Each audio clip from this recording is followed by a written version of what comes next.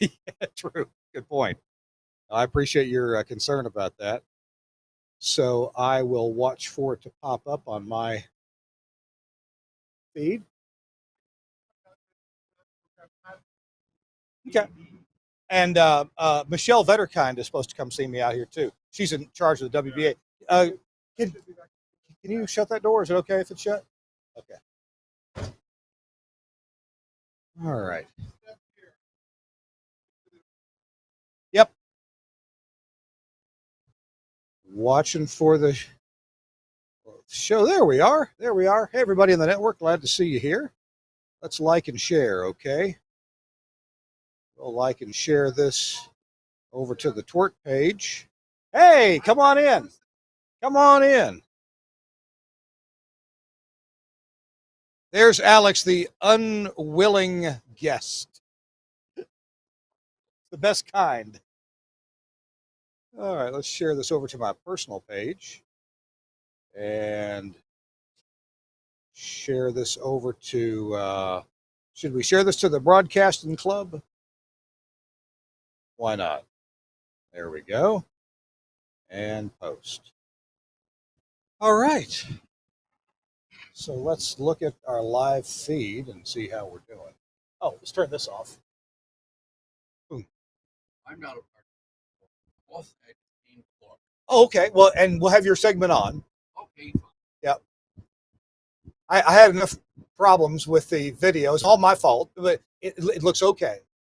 And it sounds okay. Well, you know, when I write the web, someone sees this, yeah, turn their picture up. So that's their punishment. You really ought to join us for a minute. You could be the first guest. I'll have you out in a minute, and then Alex right after you. Wait a minute. Sure. Yeah, you can preview what's coming up. Preview. Yeah, come on. Let's promote it. Let's promote it. Okay. And Chris Tarr is not in here yet. We're going to get. There's us right there. Okay. And there's the camera with little blue lights around it. Okay. I see that. Hey, Suncast, are you ready to start?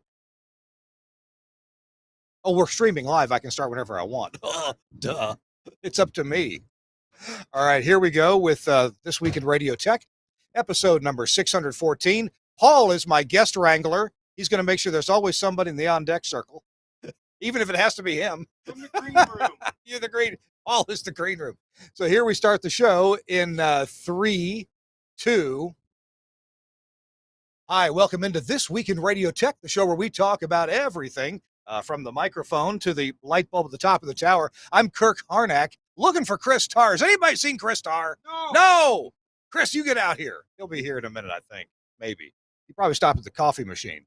And I'm glad you're here. Where am I? I'm in the Telos Alliance station van. It's a very impressive, by the way. I'm looking for the prize closet. You know, where's all the T-shirts and towels and plush toys and giveaways? The whole place is a huge, gigantic broadcasting toy. I love it. You know, that's how about a plush toy Omnia 9? That would go over. Oh, sure, yeah. Sure. You just put one in my pocket. So. or a plush toy console. That'd be cool. So we're in Madison, Wisconsin. And well, I'll let you, Mark. This is Mark Persons. Mark's been my friend for, I don't know, about 150 years. Closer to 200, actually. But always fun to be on TWiRT. And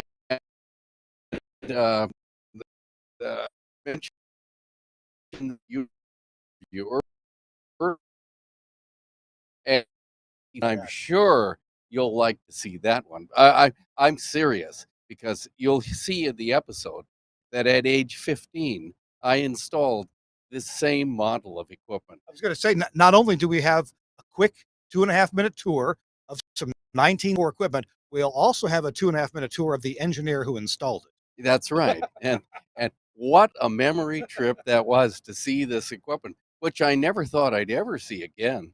Well, that's coming up on TWiRT about halfway through the show. We'll run it, you and Jim Ragsdale with SBE. That's right. And Jim's a wonderful guy and a good promoter for SBE, the Society of Broadcast Engineers. I've been a member forever, and now I'm a senior member because I'm a retired guy. But that doesn't mean I don't come out to shows like this to talk to people and even learn more. As a senior, what's the level you reach when you don't have to pay your dues anymore? That's it, senior. Those life. It's a lifetime thing, and that's exactly it. I mean, I can be a member and not have to pay anything, but it's so good just to be involved with the people I've always been involved with, because radio is my life. Mark Persons, a receiver of accolades and awards and author of many articles. Thanks for joining us. We'll see you again in about a half hour, right? Thank you. All righty. Mark Persons, always humble, making room for more guests. It's This Week in Radio Tech, episode 614. And by the way, our show is brought to you in part by our friends at Nautel. Nautel is doing something for the broadcast industry all the time. And of course, they have their Transmission Talk Tuesday roundtable events. Those start back up again in November. For now, though, you should go to the Nautel website at nautel.com and avail yourself to the resources. You look at the website, across the top, there's a resources drop down. You can choose from videos, white papers, how-to papers, just all kinds of things, spec sheets and ebooks and customer stories and tools. There are tools there to help you estimate your coverage area based on Longley Rice algorithms. So a lot of cool stuff there at Nautel. Stay tuned. We'll listen to us. We'll tell you when the Nautel Transmission Talk Tuesdays return. You can get registered for them just like I do and just like Chris Tarr does. Well, folks, we have just upped the environment here by about 3,000% with Michelle Vetterkind. Hello, Michelle. Hello, Kirk. How are you? I'm terrific. It's so good to see you. It is so good to see you. Now, you made some opening remarks this morning, and I was getting ready for my presentation. I was so nervous I didn't hear what you said. So tell us what you talked about this morning in front of all these engineers.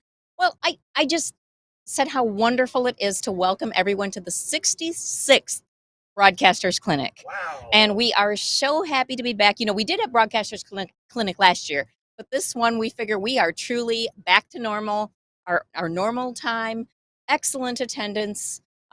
We have, I think about 240 people in attendance. Wow. From, I want to say it's 25, 26 different states.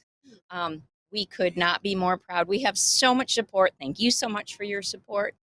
We're thrilled to be here. I'm glad that you just saved us a parking place out here. Well, I think you have the best parking place there is, quite frankly. This show is a 3-day show, right? Yes. And Yes, tell me about how each day runs. What's each day for? Okay. Well, tomorrow is basically today would probably be, I guess you'd say, a little more radio centric. And then tomorrow we really have the combination radio and television. And then Thursday would be focused a little more on television. Okay. So, yes. Wisconsin Broadcasters has other events through the year. Me being an engineer, I've only been to one of your other events, but just give us a little thought. What are some of your other events that WBA does? Oh my gosh, we have, let's see, we start out with our winter conference, our state legislative day. We have a wonderful student seminar where we bring in students from the surrounding states. We have a 3-day Walker Broadcast Management Institute in connection with the University of Wisconsin. We have our awards gala. We actually have the largest awards program in the country. Wow. And then we have our 3-day summer convention and our Media Technology Institute. We have our sports workshop. We have our Broadcasters Clinic, of course. And then once in a while, we'll throw in fun things like maybe a debate or two. So, I've been here a few times, but I'm still not entirely acclimated to Wisconsin. I'm told that tonight I should order something. There is, but something about, you guys call them brats and some kind of curds. What is this they're talking about? Cheese curds, our own personal arsenal, I guess, if you will. That's truly how we bring people to Wisconsin. It's how we get people to judge our awards. We will send cheese curds. Yes, tonight it will be a feast of beer, of course, brats, and cheese curds. Our signature items. It's going to be a great night. Well, so thank you for spending a few minutes with us. When you go home, be sure you say hi to the wonderful man in your life who shares my name, Kirk. Yes, and we'll never forget the time I accidentally tagged you on our anniversary, and I think you were across the world or something, and you were woke up in the middle of the night by ding, ding, ding, ding, ding on your phone. So I had to tell my wife, no. I said, really, no. I don't live 2 lives. Exactly. Happy anniversary, dear. Michelle, thank you so much. It's great to see you. Appreciate it. Thanks so much. Michelle Vetterkind, are you executive director, president? What's your title? President and CEO. Oh, president, CEO. Well, there we go. C-suite. Yeah. C-suite. Made her own C-suite, ladies and gentlemen. All righty. With the Wisconsin Broadcasters Association. Thanks again. Who is next on our coming up here? It's This Week in Radio Tech. We're waiting for Chris Tarr to make his appearance. I know he's here unless he had an emergency to run off to. We'll see. Here comes Patrick Berg. Hey, Patrick, how you doing? Good to see you, man. Nice seeing you. How are you? Didn't I sit close to you at lunchtime across the table? Yeah, and you survived. You're good. Congrats. That was actually a good lunch. Very good lunch. They have good food here. Well, it's Wisconsin. Of course they have good food. And it wasn't beer brats and cheese curds. That will be tonight. Yes. Yes. Well, tell me about what you're doing here. What's keeping you busy? Well, I am on the committee and setting all this up, and I do a lot of mic running. So I'm the guy running with the mic, but I'm also the host this evening for Nuts and Bolts. Oh, you are? Yeah, I'm the host. So Now, Tim Wright will be the presenter, Oh. Okay. but I'm the one that keeps the show going. Tim is an amazingly clever engineer, and clever's not even smart, clever, whatever words you can put around those things. Yeah, I've been blessed to be able to work with him now for multiple years. I met him in 2001 when I was with a different company, and we were at the same and building facilities in Milwaukee. So he's very meticulous and very good at what he does, and a great encyclopedia of knowledge on anything. It seems to me, you're at Cumulus in Chicago. Correct. I have seen some pictures of your studios, but I haven't been there. It seems to me you've got some studios that just are visually stunning. Yes, they are there, and it's interesting. We built those in 2016, and a lot of them have already been changed in purpose, just because Changes. COVID, format changes, personality changes, things like that. So, but they were very universal. So it's just easy, move them in, few keystrokes for differences that the announcers and people want, and it's done, and it works great. So as an engineer, you've been around a while, yeah. What?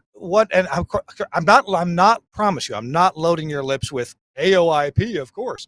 What technology or technologies have helped you as an engineer to provide the facilities that talent needs to do a good job in the last few years? Well, going with this all digital setup and all that, and just the wiring of a studio goes so much faster, and augmentation of a studio goes that much faster. I came from a different plant where everything was the usual hardwired routers and all that, but I mean, it was individual wiring, soldering on XLRs and things like that, plugging in dongles now, running Cat5. It makes it that much quicker.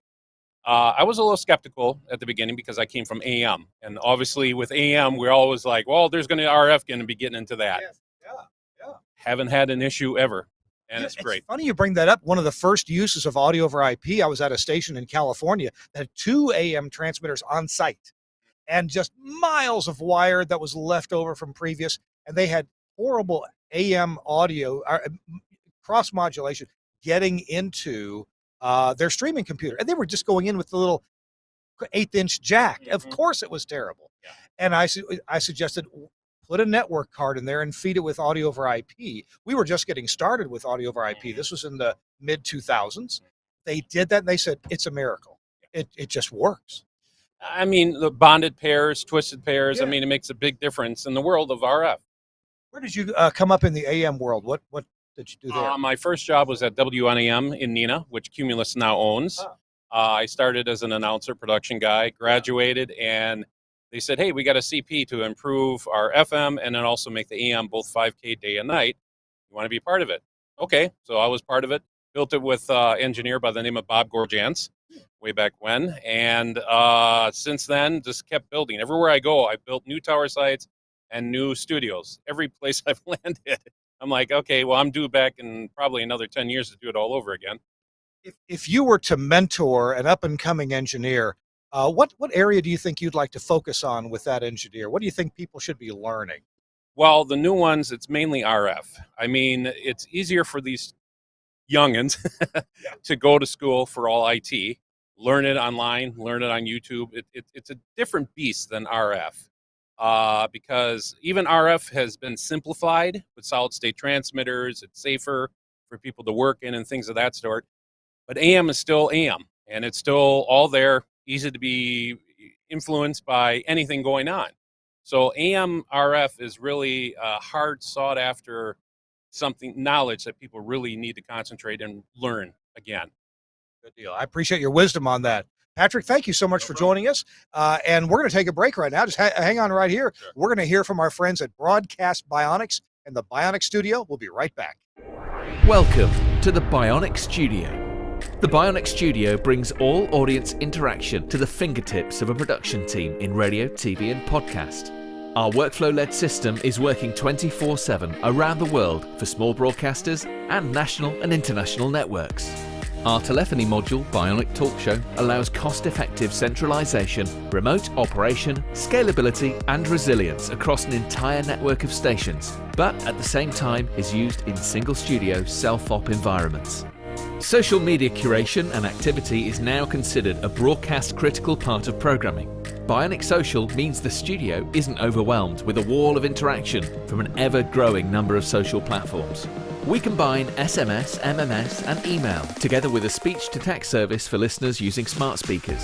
We enable studio teams to curate, filter, and display all platforms in one place, and post text, images, and video content to multiple platforms in one operation.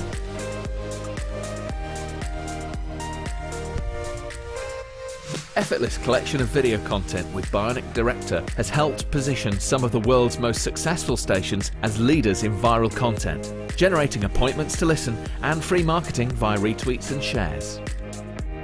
Bionic Contest enables end-to-end tracking of on-air competitions, live reads, and prizes. These could be on-air contests, automated SMS entry, or online. Anywhere, and Skype TX for Radio brings high-quality audio and video contribution into the studio with ease. No need for dedicated PCs to run different applications. Everything is controlled within the Bionic Studio UI, and incoming connections are visible to users along with all other platforms. Our codec integration enables connection, algorithm configuration, and directory to a wide range of IP and ISDN codecs. The Bionic Studio, a unique suite of products designed to enable your talent to work smarter. Thanks to Broadcast Bionics and the Bionic Studio for sponsoring This Week in Radio Tech. I love the folks at Broadcast Bionics. Duncan and Dan, Kirsten, everybody there is just amazing people. And the developers they have there, Chris Voce is there and does the Voce Clock, just great stuff. So thanks to have them on our show, sponsored This Week in Radio Tech. Also, I've been to a number of stations in London where they like try all their new stuff. Yeah. Oh man, amazing. We have it at WPR. Oh, do you? Yeah, what kind of things do you have? The call screener stuff and X screen and stuff like that. So, because being a network, doing that from 6 different locations is a little bit more challenging because we have a lot of remote workers and stuff like that. So yes, it has been a godsend during the new world order of post-pandemic. The voice you hear and the face you see is that of Alex Harmon. Alex, welcome into the show. Good Thanks, to see Rick. you. Good to see you too. You were in the morning session this morning. Yep, I was. Yeah. Didn't throw any tomatoes at me, although you were looking like you wanted to. Yeah, little bit. I mean, it's hard being an IT background guy coming into broadcast, unlike a lot of other people who, go the other way. So when you start talking about containerization and virtualization, it's like, Telos makes a lot of really neat products that can do these things, but no one tells you how to implement properly, what you have to watch out for, what the caveats are, how your environment really has to work to make these things function. Because in a containerized world and in a virtualized world, now you mix the two together, you can end up in a world of hurt. So you got to be very careful on how you implement and design that network. I was noticing you separately use the word containerization and virtualization, and you live in both of these technical areas.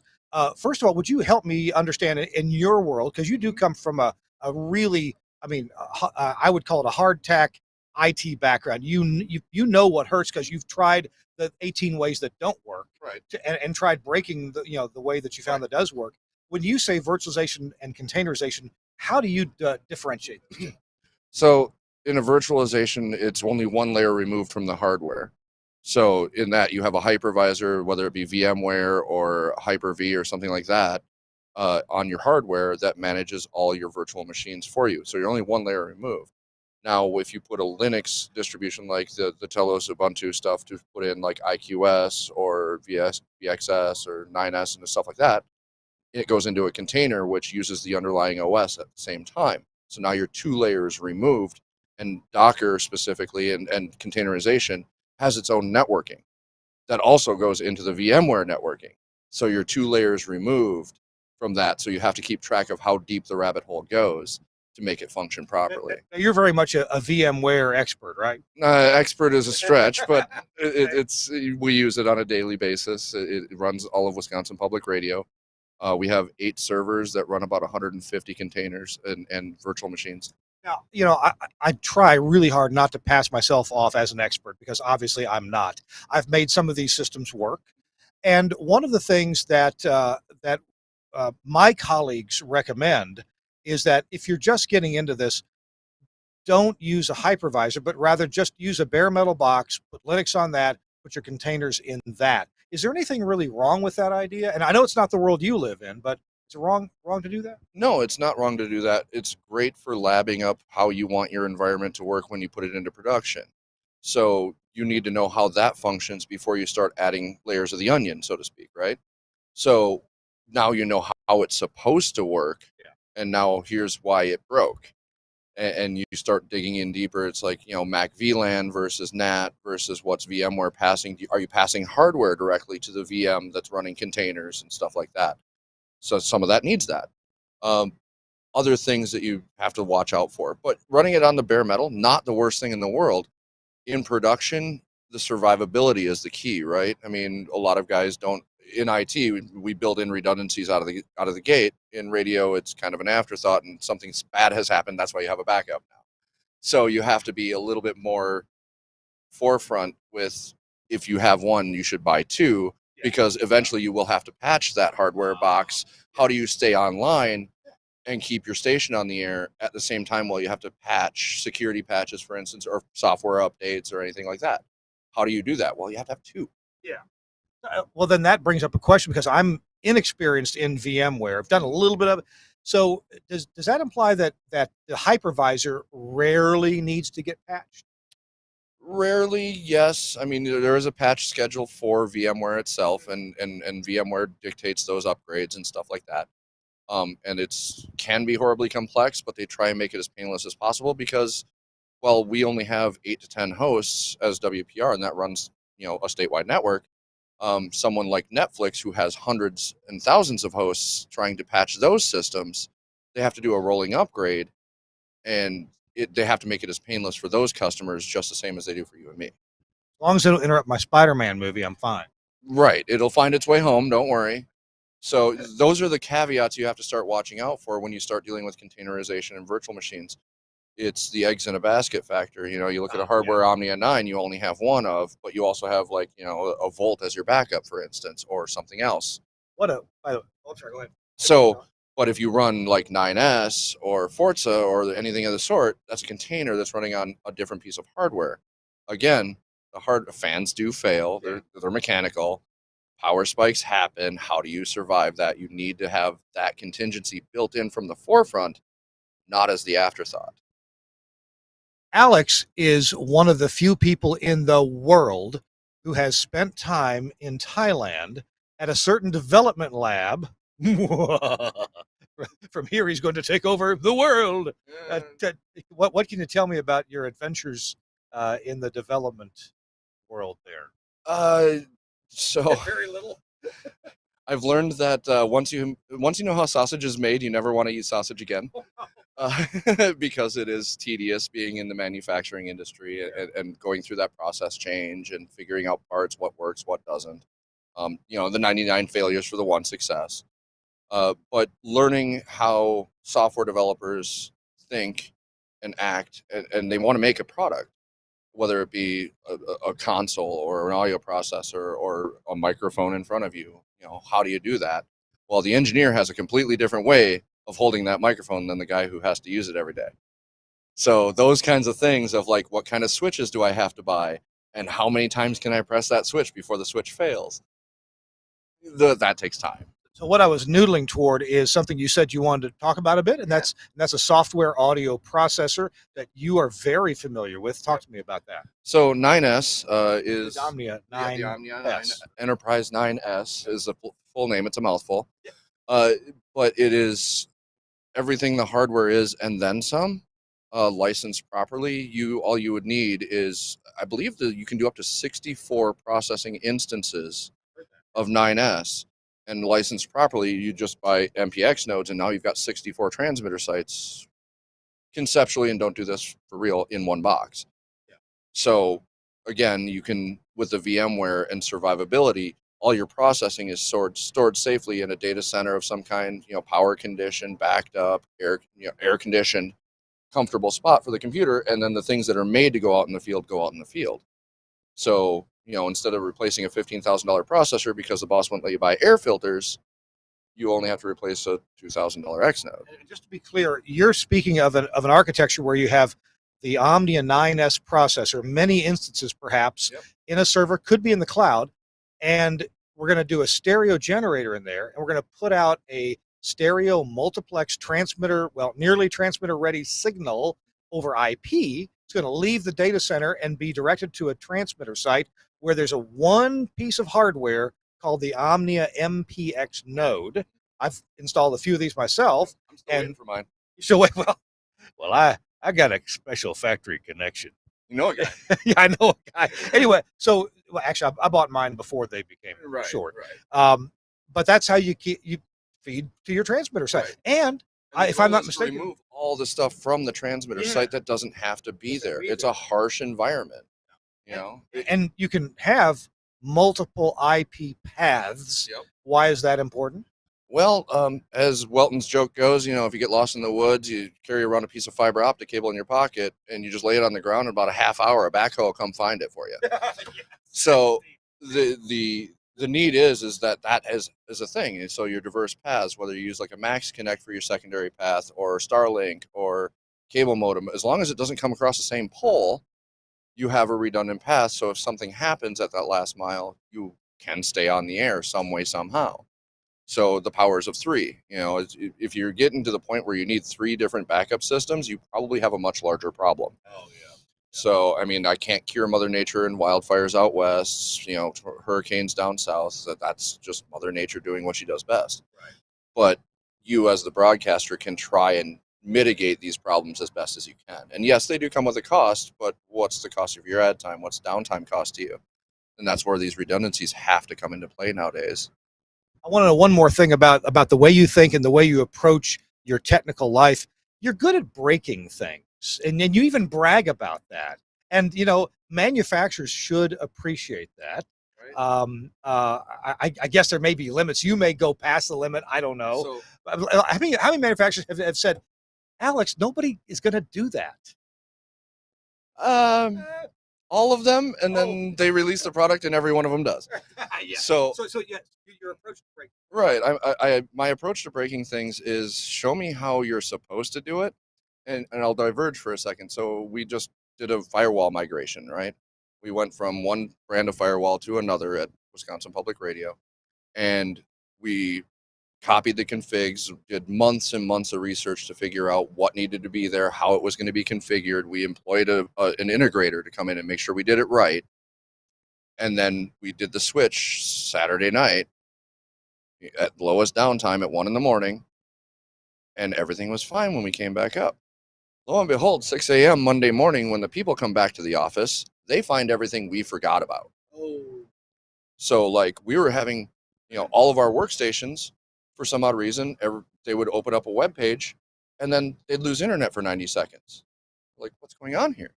Well, there was a setting that if you open more than 100 connections, which is easy to do if you just go visit YouTube. Yeah. And if you open more than 100 connections, IP connections from the same IP, within 10 seconds, it shut down the IP from internet access. Things you wouldn't find being in the background trying to configure this hardware unless you were forced to do that in daily life. Yeah. So every one of our users let us know what we did wrong. Just like a manufacturer, they'll let you know what you did wrong. Yeah. So it's a two-way street, right? The IT guy gets blamed for the same thing the vendor gets blamed for. It's the same thing the customer gets blamed for. So when you start working around in that circle, that's how that works. I think Chris Tarr's bribery with the Canadians. He can come. Alex, thank you so much problem, Kirk. for your thought. It's always good to hear the way Yeah. you think about things. It's a little different, and it's much appreciated. No problem. Okay, take care. You too. That's Alex Hartman with Wisconsin Public Radio. I'm Kirk Harnack here on This Week in Radio Tech. It's our 614th episode. Look who's here, ladies and gentlemen. Ladies and gentlemen, I have arrived. You have. I In have. style. Yeah, it's been great. Good to see you. Good to see you. Bring you something, right? No.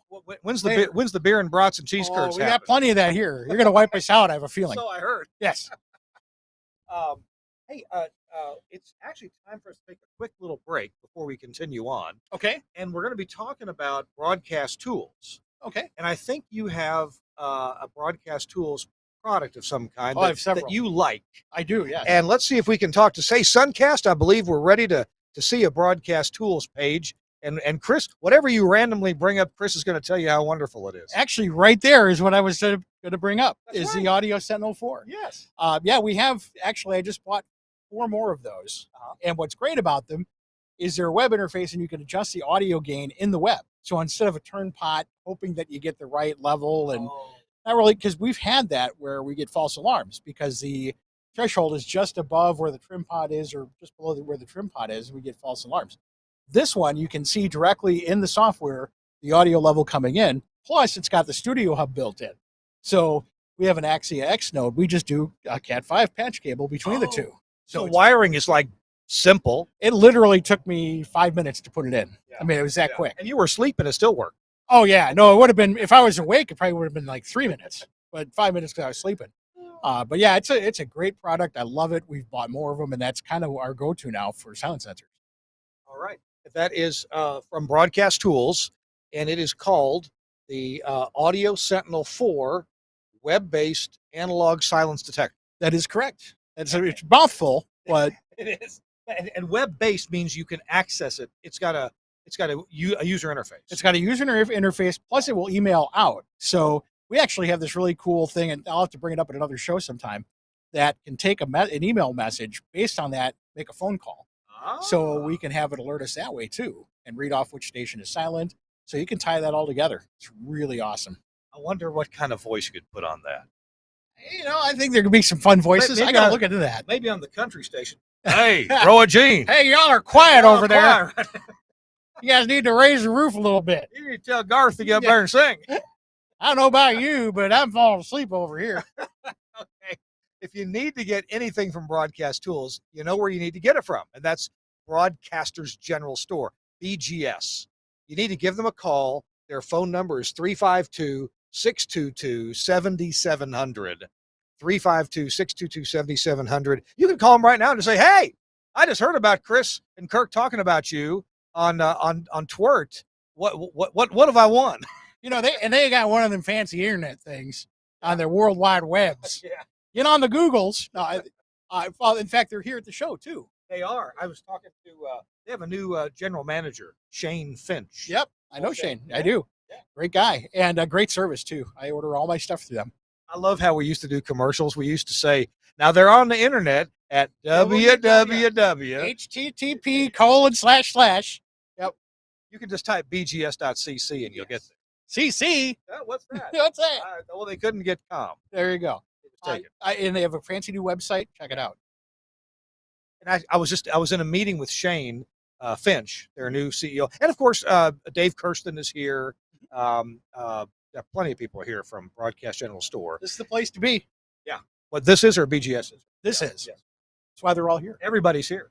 Nobody parties like Wisconsin. I hope no stations go off the air because the engineers are all here. Oh yeah, I've always used to say if there's something happened in this building, there would be, like, the state of Wisconsin would be radio silent Oh, because we're all here. let's hope nothing goes wrong in the building. Right. All right. Thanks a lot, Broadcaster General Store, for sponsoring This Week in Radio Tech. Let me check with our show wrangler, Paul Kriegler. Paul, is there anybody on deck, or am I talking with Chris for a few minutes? All right. There you go. Hey, Welton would be great. As if he doesn't get enough Right. FaceTime. Right, yeah. No. You know, and if we can get him up here to tell more of his corny jokes, that would be fantastic. I'm going to, speaking of corny jokes, I'm going to need you around for the next spot break as well. Oh, yeah. I was kind of surprised you didn't really have any dad jokes today. I was a little disappointed. Sorry. You kind of shot them off to me when I got there, and then you got up on stage and there was nothing. I told a joke. I'm narrating. I'm emceeing a thing at my church this week, and we had a practice last Sunday. And I told a joke that I thought was hilarious. Oh, I see. Totally clean, Yeah. totally a church joke. But afterwards, our choir director, who I respect immensely, Sure. came up to me and said, "Yeah, not everybody thought that was funny." Just stick to the script. That'd be great. That'd be great. Well, the script says tell a couple jokes. Oh, it does? Yeah. Well, then you're safe as far Yeah. as I'm concerned. Yeah. So have you talked about what's been going on today here? No, why don't you? I was waiting for you. Oh, okay. It's been fantastic. I would say today is the day of virtualization. I Oh, think yeah. just about every one of the presentations today was about virtualization, either with automation or consoles or phone systems.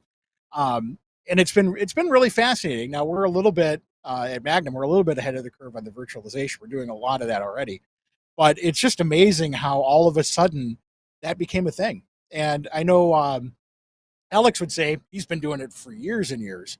And we're one of the only industries that really hasn't really started getting into that yet. So, I was very interested in your presentation and, with just some of the things that we're going to be able to do in the future with remote, with broadcasting from data centers, essentially, with remote transmitter sites. I know a lot of folks may bristle at that idea. Wait a minute, radio is already impersonal enough. If we broadcast from a cold data center, what's that? And they are cold. What's that going to do to radio? Well, it's all in how you use it. Yeah, I mean, we have local voice trackers, and with virtualization, it does not mean that you can't have a local studio with people in it. Oh yeah. I mean, the radio automation system they were talking about earlier today, cloud, is it cloud.radio? Radio.cloud. Radio.cloud was exactly that. I mean, you could do live assist from that machine. So even the station that I virtualized, we have an entry point and a local studio, and you can easily switch back and forth. So the difference is that it makes it so much easier to manage. In our case, we rolled our own, and we have a data center very close to where myself and my assistant live. So we're only a little while away as opposed to 4 hours away from our farthest market. So in most times when we're just voice tracked or whatever, everything is right nearby. And then if they need to go live, and they do, they can just pop into the studio, hit a button, and they're live. So I really believe that this is going to be the future, and I think it's going to be sooner rather than later. I believe that we're going there. I mean, the banking industry, stock markets, so many things you can do online now. And I think a lot of your user experience in doing that, for example, I changed banks about 9 months ago, and the bank I'm with now, their website is just terrific. Everything I wanted, it's right there. It's super duper convenient. Right. And while I was transitioning, I could even do banking at my old bank from the web interface of my new bank. It was just nuts. Yeah. And just the savings, the cost savings for broadcast by doing this. I mean, you're not buying redundant gadgets for each building that you have. Yeah. You can multiply, put a bunch of playoff systems on one machine with a backup, and you're done. And you can manage that all, right in one place. I think from a talent perspective also, that talent can work from where maybe they're most comfortable. It's a beautiful day. I don't have to go in the station. I can do my afternoon show from the deck of my house. If I get a mic that doesn't have wind noise, right? It opens up a lot of, and I can bring an old friend in from somewhere. I got a friend in La Crosse. Love to have him on the show today. Let's bring him in. And I think that actually that helps kind of reduce voice tracking a little bit. Yeah. Because we do have a distributed workforce. So our people voice track, they do with just-in-time voice tracking. So they'll voice track and then immediately dump it into the system to play in the next break. Well, with this kind of a system, they don't even need to do that. They can be live from wherever they're at, which is fantastic. We're saving money on, facilities and all those types of things because we're able to shrink down the amount of space we need. We're investing a ton of money in our one facility where we're beefing up things and putting all of our eggs. But then all these remote markets, we're able to, kind of reduce the amount of space we lease and save money that way. When like Satellite Music Network came along in, what was this, the late 1980s, mid 1980s, some stations used it really well, and it sounded they localized it. And other stations, oh man, That's all pretty what you bad. put into it. Yeah. I mean, you can make it sound really good. You can make it sound really bad. I think with our stations, you never know. So yeah, I mean, it's a tool like anything else. And one of my points this morning in my presentation was, gentlemen, ladies, this is there are skills here you need to learn. Right. Yes. This is going to happen. Right. Either leave you behind, or you can be part of it. And it's just like when computers first started getting into broadcast. Same thing. You know, the guys who are transmitter guys, it's like, hey, if you don't get into this computer thing, you're going to get left behind. So, you know, again, a lot of times in broadcast, we love to go into new technology kicking and screaming. We don't want to. But then when you do it, you realize all of these advantages. You know, my coworker who owns our stations is that way. You know, we really didn't dip our toes into this new stuff until I came on board.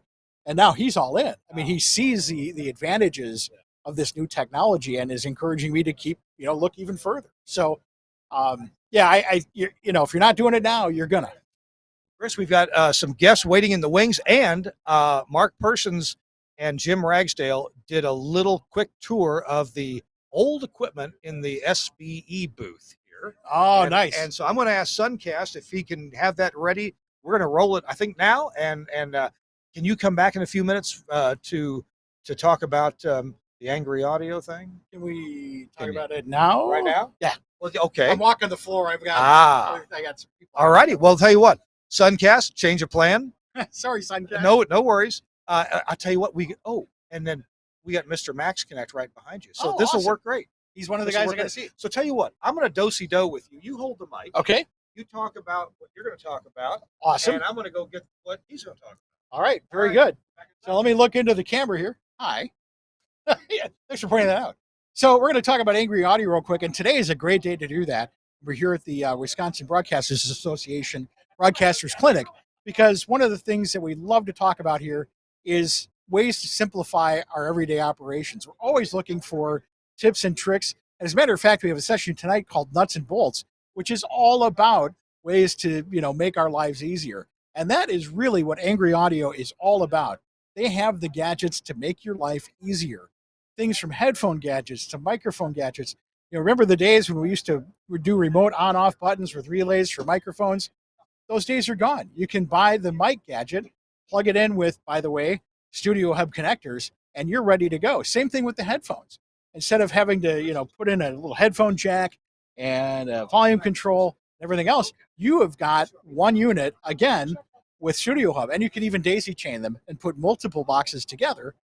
And with one of the greatest things about the design is they thought about knees going underneath the table. So instead of having sharp corners on the bottoms of the boxes, they round them. So if you hit your knee on it, skims right by. So that's one of the many things, if you check out their site at angryaudio.com, that you're going to find. Studio Hub connectors, all kinds of gadgets to make your life easier. And of course, you know, all of the new processors and things that Corny is coming out with. We're very excited about that. So don't get frustrated, get angry. Angryaudio.com. You can also get them at Broadcasters General Store.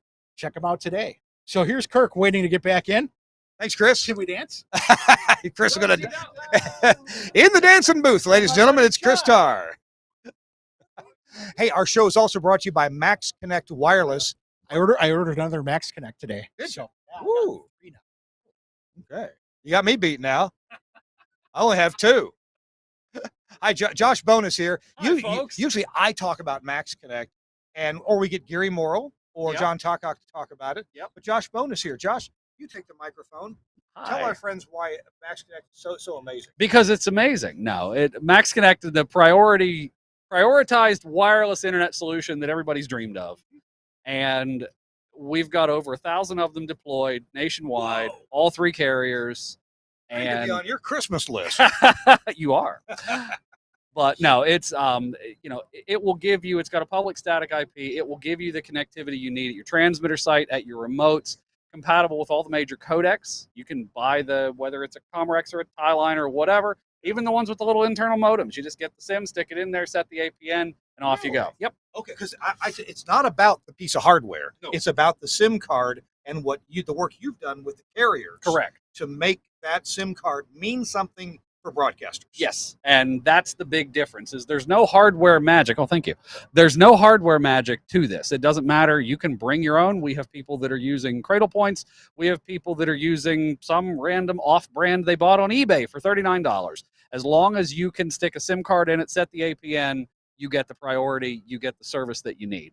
We've got new plans coming. We've got new service tiers coming. We have new hardware now. We offer our own brand of MaxConnect branded hardware. We've got Category 6 modems, which will theoretically do 300 by 150 in lab conditions. Don't expect that actually at a remote, but that's what they say it'll do. But the cool thing about that is a phenomenon called carrier aggregation, where in a Category 6 modem, the device will actually start multiple data sessions on the carrier and aggregate those speeds together to give you more download and upload speed. It's a really neat product that we've had a lot of people that do high school sports and things like that with it, where they're trying to do audio and video to the internet. yeah. That's worked very, very well. And it's a lot more cost effective than the TV grade multi-SIM bonding routers that cost $4,000 and $5,000. So, but yeah, a month. Yeah. Hey, TV people have that money. We don't. If people want to get a Max Connect service, what do they do? MaxConnect.com. Spell funny. MaxConnect.com. In the show notes of This Week in Radio Tech. Perfect. So thanks a lot, Josh. Excellent. Hey, listen, I appreciate your service to the industry because you're thinking on this and actually making it happen. Is valuable. Well, thank you, sir. We appreciate that, and glad to be able to help. Quick question: do you like old equipment? I mean, just to look at it, to reminisce. Absolutely, yes. Okay. Now, you're not very old, so you may not know about old. Listen, Grandpa. And do you know Mark Persons? I do. Okay, well, a little while ago, Mark and I and Jim Ragsdale with SBE shot a little video over at the SBE booth on the floor here, and we get a tour of what Jim Ragsdale has a couple things to say, and then Mark Persons gives us a tour of a console that he installed one just like it in 1964. I saw that earlier. I need to go check that out. Yeah. Okay, let's take a look at it. This is Jim Ragsdale at the Society of Broadcast Engineers booth at the Madison, Wisconsin Broadcasters Clinic. And Mark Persons here is going to introduce some antique equipment that we have here that Mark knows a lot more about than I do. Well, thank you, Jim. I remember this equipment from the 1960s, specifically this ATC cart machine, one of the first cart machines ever built, and it's tubes, not transistors or ICs, but real tubes. And it had its own mechanical and electronic problems along the way. Specifically, I remember this, the Gates Yard audio console.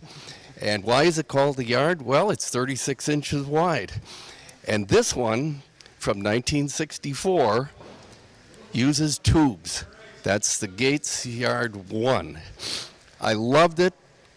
It was the technology of the day, worked like $1 million until one morning when the announcer, the morning man, was drinking coffee.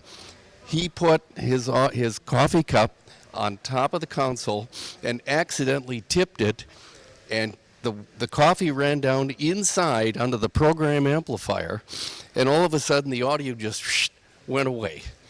And so I came running in. What happened? Okay, he told me. I started blowing. I blow dried the program amplifier, and slowly the audio came back up. That was the solution to the problem at that moment. So that's why you have an engineer handy at all times back in the day to fix problems like that, because I knew exactly what happened.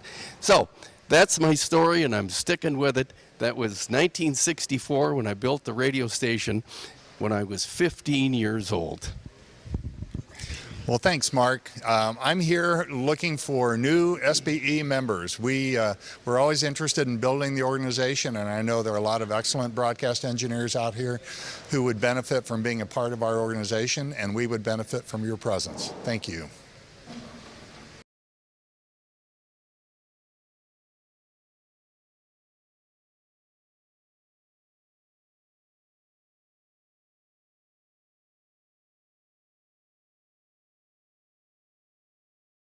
fix that in post.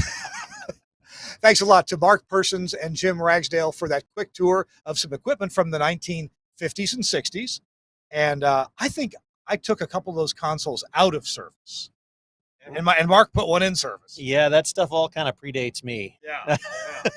Ooh, you didn't put up with tubes, did you? No, I didn't, thankfully. Yeah. Hey, this tall guy right here is Shane Tobin. Hi, Shane. Hey, Kirk. Good to see you. Yeah, it's always good to be seen. How are the dogs? They are wonderful and as goofy as ever. I can look forward to a giant 92-pound mutt pouncing on me when I get home.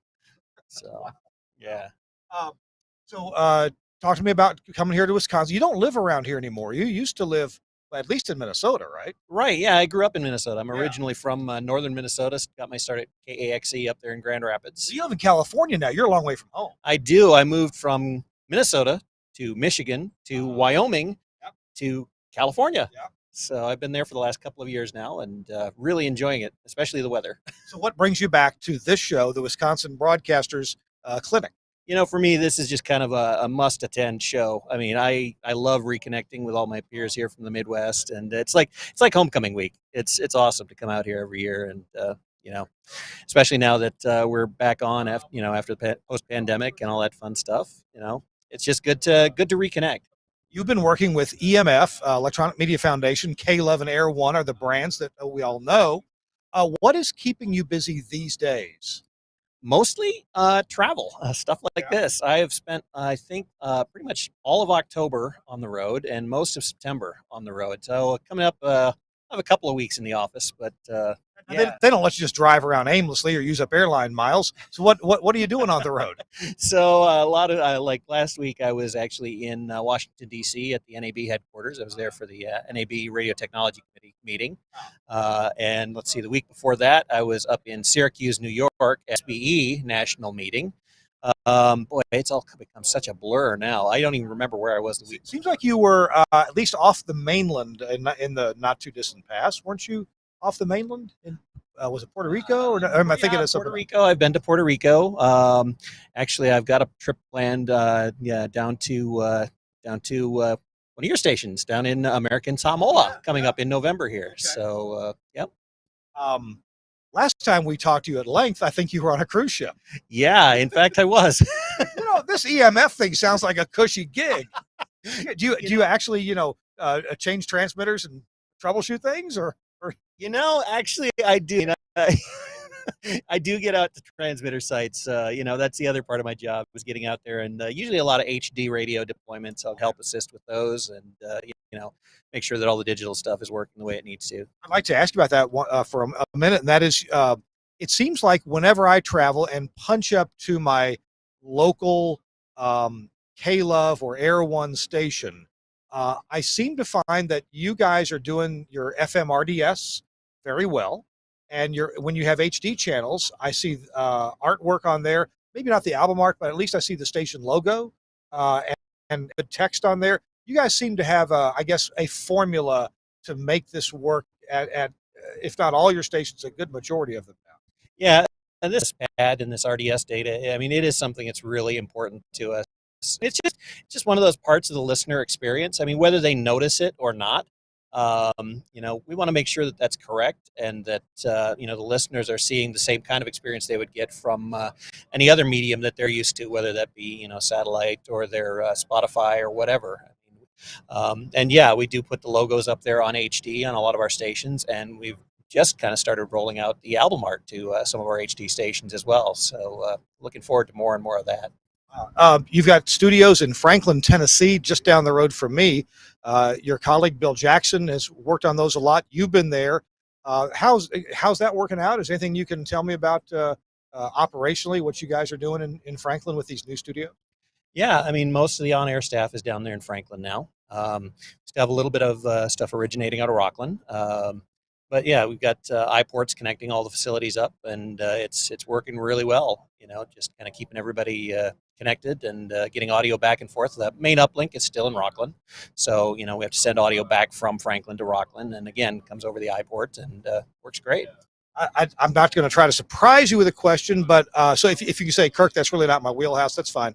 I'm curious. You guys have such a nationwide footprint, and yet you have the ability to go locally or at least regionally to give emergency information. Do you see that there might be some changes in our national emergency alert system that might make the rules either easier to follow or maybe make more sense in a network or regionally operated scenario, instead of every single station having to maintain local EAS gear? Am I thinking on the right track? Where do you kind of see that going, if you can say anything about it? Sure. I mean, well, as far as networks go, the biggest thing has been everything right now is moving towards software, virtual components, and my stuff included. I mean, I'm looking at that for our deployments as well in the field and how we can apply those technologies. The one component that can't be virtualized just yet is the EAS component, and some of these rule changes may actually kind of help move toward that direction to where we can have better emergency alerting to the public. I mean, we have the ability to do local broadcasts, through other means, like over our satellite network. Like we broke away during Hurricane Ian and broadcast down there for that region. I mean, we were in the middle of a pledge drive everywhere else, but we broke away down there for those listeners. And so I really do think that some of the rules that are coming along will help ultimately in the long run. I'm no FCC attorney, but I got to believe that some larger nationwide or large regional broadcasters applying for maybe initially waivers of FCC rules. Hey, let us try this and see how it works. I would like to see some EAS rules changed to bring them more up to date. Yes, I want to inform the public. Yes, I want officials to have a way to get to the public quickly. But I got to believe there's some better ways than what we've been doing. Sure, and I mean, one of the ones that I've kind of been really pushing on is the audio quality of the alerts, because a lot of times you'll get you'll get alerts from like the National Weather Service, or you'll get alerts from upstream stations or whatever, and it just sounds, and you're wondering what that alert just was. I mean, you heard the tones, you heard this muddled mess of audio, and then you're like, okay, what the heck was that? So I think things like CAP, for instance, CAP has the ability to actually attach audio files to messages. So if that could be preferred, for instance, like if there's an audio file attached to a message, oh man, please play that out. Don't play the forwarded mess from the daisy chain. And the daisy chain still has its place. I mean, ultimately, if all else fails, that'll still work to get messages out to the public. But there are cleaner and better ways of doing that now in this day and age. I agree. Shane, thank you very much for your time and effort. Sure. I appreciate it. It's always good to see you. Say hi to your lovely wife for me, would you? Always a pleasure, and I will absolutely do so. Right. And the dogs. Give the dogs a little hug. Will do. All right. Thanks, Kirk. Shane Toman. Shane is with Electronic Media Foundation, EMF KE11, and Air One. And who's waiting in the wings here? I believe Paul Kriegler is waiting for us. To bring you up to date, we are broadcasting today live. If you're joining us live on Tuesday, we're replaying this on Thursday. So, hey, if you join us at the regular time on Thursday, that's great. This actually happened a couple days before. But we're in Madison, Wisconsin, at the Marriott Hotel here, and we're at the Wisconsin Broadcasters Association Broadcasters Clinic. Ooh, that's a lot of syllables, and it's a terrific engineers conference where a lot of high-level stuff is talked about, current technology is talked about, tips and tricks, of course, are talked about. There's a nuts and bolts session tonight that Tim Wright is putting on, and he's always amazing. He's a smart, clever guy. And speaking of smart and clever, ladies and gentlemen. Oh, thank you, Kirk. It's Paul Kriegler. Hey, Paul. Where is he? Is he here? No, sorry. So, Paul, I appreciate you letting us use the van. What drew me over to it was the free candy sign on the front. That's pretty clever. Oh, thank you. Thank you. Paul Kriegler is a former program director, music director, audio processing expert. And I mean, he's a little humble about it, but he knows when things are right. He knows when things are wrong. And he's formed some good opinions over the years with lots of experience with this. So, Paul, welcome to the show This Week in Radio Tech. Good to be back. It's been a long time. Last time I saw you was in Austin when it was 102 degrees, and now it's a beautiful, balmy 65 out. It's great. Yeah. And hey, the rain has held off a bit. We got a few sprinkles earlier. It is so nice being back in Madison. It's been 3 long years with the pandemic. It's been 3 years since I've been back here. It's so great to be back in Madison. Now, this is basically your vehicle. No, this is our vehicle. So we off who drives this thing around the country, and it's back on the road. We've got some Hey, new additions. how about if I give you the mic and I step out of the way Yeah. and let the folks at home Sure. see what's, and I'll just get my body out of the way. Sure. So you call me back. Yeah, one of the coolest things though that I've got here is the Quasar, this Quasar Soft. I'll tell what, If you let can me- take a picture, let me see if I can do that. that is the Quasar Soft. So this is the software version of the Quasar, which is the hardware console down here. So the meters, the faders, everything will follow with what's going on the screen up here, which is just that's by far the neatest thing that I've got that people have been impressed by so far. I'm having the demo here at the Wisconsin Broadcasters, and of course over here we've got the Omnia 9, the Mark II version, doing live wire here in the van, and I'm running NF remote. Of course, I'm dialed into the Omnia 9. Omnia 9, which is back here in the back of the van. Wake up. Good morning. There we are. There's the Omnia 9 in the back of the rack, and it's doing all the processing here. And then that's the remote control for the Omnia 9 right there, the running NF remote. This is a new guy here in the van. We took out the IQ console, and we've replaced it with the IQX. So we were able to give up a couple of cores, which were driving the old IQ console, and the rack console that we have over here. So this is a brand new IQX console that we have here in the van. Some new additions over here. Got the MPX node back over here. This was robbed for me during the pandemic because demand has been so ultra high for these. And we sold a lot of these over the last couple of years. Got an MPX node. I can send composite audio to it from my hardware Omnia 9. I've got a copy of Omnia 9 Enterprise S over here running on this Windows machine over here. I can send composite to the MPX node. I've got a composite switch here in the middle. And the only way I think to do a proper audio processing demo for FM is to be able to immediately switch composite feeds, sending that to the exciter and hearing it through a radio, and can do just exactly that here. Yeah, I can do an AM audio processing demo with the Omnia 9, send AM audio out to the Quasar so you can hear that the Omnia 9 is an awesome AM FM simulcast processor. I've got a radio here in the van to monitor different radio stations as we drive around the country. And what else have we got? That's all that's new, but of course we've got all of the streaming gear. We've got the Zip 1 over here, the Zipstream R2 for streaming, the Zipstream R1 down here. Pretty soon we'll have a PDM 2 here to replace this old PDM here. That's... What's that big Haas processor right there? Oh, the big one here, that's the Omnia 11 running 4.0. I'm just a little bit partial to this big guy here. It's still my favorite, most analog, big sounding audio processor in the van. But yeah, that's everything we got here in the back of the van. Some linear acoustic products. Oh yeah, for television. For TV, yeah, we've got the Aero 2000. We've got the ARC unit down here, the Aero 10 here. Here's the Quasar engine way down here. That's the Quasar engine, which looks a lot like the Aero 10, but yeah, that's a powerful 64-channel mix engine that runs the Quasar. Let's talk about the Omnia 9 SG for just a minute. I know that a lot of people use this, a combination of something else and the 9 SG as their secret sauce to be the ultimate FM processing combo, and also kind of the ultimate backup, because the 9 SG, it's the best kept secret we have in the processing business. Talk to me about what people are doing who kind of really know what they're doing. So one of the things you can do with a 9SG is put a different dynamic section in front of it. A lot of customers like to use an Omnia 9 in front of a 9SG.